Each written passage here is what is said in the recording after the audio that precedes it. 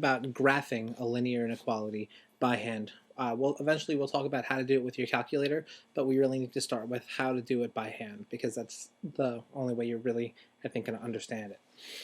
So, step one with the linear inequality, we still want to make sure it's in slope-intercept form. If you don't remember, that's y equals, and instead of y equals, it's going to be a symbol of an inequality this time. So y equals mx plus b. And again, that equal is going to turn into a symbol of inequality.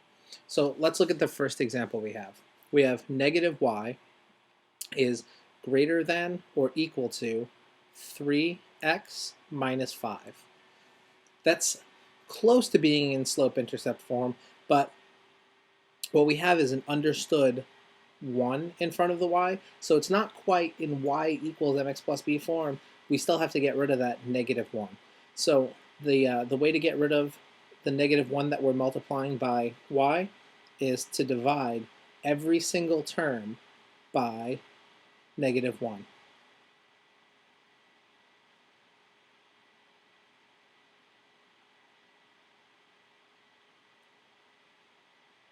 The negative ones on the left-hand side are going to divide to 1, or for us, they're going to cancel out, and all we're going to have left is y. On the right-hand side, this 3x is going divided by negative 1 is going to become negative 3x, and should have been negative 1. And negative 5 or minus 5 divided by negative 1 is going to become plus 5. The other thing that we need to pay attention to is we switched our symbol of inequality. We have to switch our symbol of inequality because we divided both sides by a negative number. So since we divided both sides by a negative number, instead of saying greater than or equal to, it's going to become less than or equal to. So we have y is less than or equal to negative 3x plus 5. So now that that's in slope-intercept form, we'll move on and take a look at graphing it. So step 2, right on this page we have step 2 and 3, but step 2, we're going to graph the inequality as though it were an equation. So to graph the inequality as if it were an equation, you want to do it very lightly with your pencil. The first thing you need to do is find the y-intercept. The y-intercept is 5. So on the y-axis, count up from the origin, 1, 2, 3, 4, 5. And that's going to be a point on our line. Then you need to look at the slope. The slope tells you where to go next. So the slope is negative 3, or it's really negative 3 over 1. So instead of going up, we're going to go down because it's negative.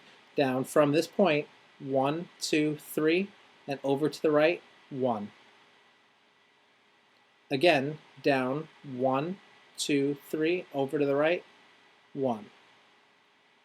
Down 1, 2, 3, over to the right, 1.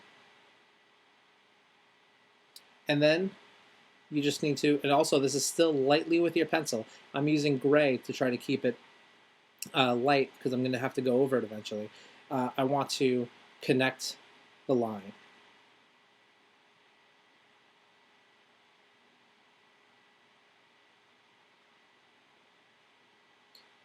So just connect your dots and make sure, just to keep everything nice and neat, you draw arrows at the end of the line to show that it keeps on going forever. Step 3 is going to be,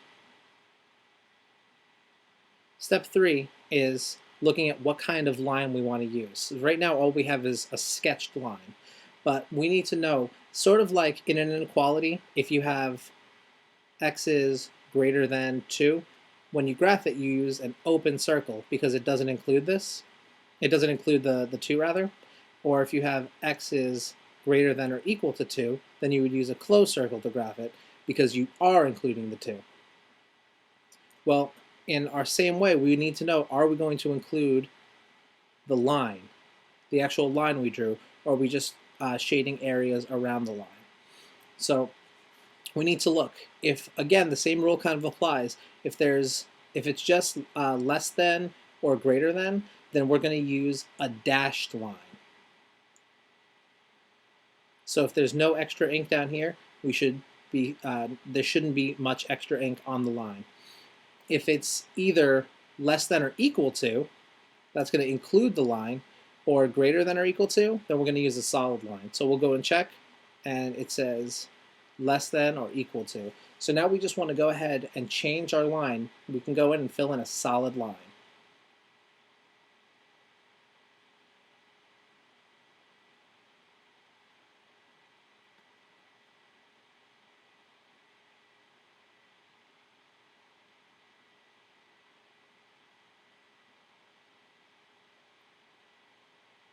And again, make sure you show arrows. Okay, we are almost done. Since this is an inequality, remember that when you graphed an inequality on a number line, you had to make an arrow that went somewhere. Now we're doing something kind of similar. So step 4, we have our inequality graphed, and we have to use a test point to help us. Instead of shading in just an arrow, we're going to shade in a whole area. So we're going to use a test point to help us shade. The easiest point to use, if you can use it, should be the origin, because the location of the origin is 0, 0. So we want to know if that is going to be a solution to our inequality. So what we need to do is just take the x and y and plug them into our inequality. So we have 0 is less than or equal to -3 times, I'm replacing x with 0, plus 5. So now we'll just go ahead and simplify. -3 times 0 is going to give me 0 plus 5. And I'll bring down my left-hand side and my symbol of inequality. 0 plus 5 is 5. So I have 0 is less than or equal to 5. Is that true? Is 0 less than or equal to 5? Yes, that's true. So that means the side with the 0, 0, that is going to be the side of our line that is a solution side to the inequality. So what we want to do is just go ahead and shade in that side of the line. And to shade in, just draw lines shading in the area that's a solution. And just go ahead and do it for the whole graph, or the entire part of the graph that is a solution to that inequality. So what does this mean? Like, why do we shade in that whole area? Well, any point on this side of the line, any single location we pick, should be a solution to the inequality. Let's take a look at that. So since this area is shaded, technically if I look at this point and the location of this point, which is a little hard to see from the fact that we shaded, should be -1, 2 on the x, and we went up 2 on the y, so the location is -2, 2. So if I take that point and I substitute it into my inequality, it technically should work. So let's see. Y is 2, so I'll substitute 2 is less than or equal to -3 times, my replacement variable for x is going to be -2 plus 5. -3 times -2 is going to give me +6 plus 5, and that's going to give me +11. So I'm just going to go ahead and write it all over here. What I have is 2 is less than or equal to 11. Is that true? Yes.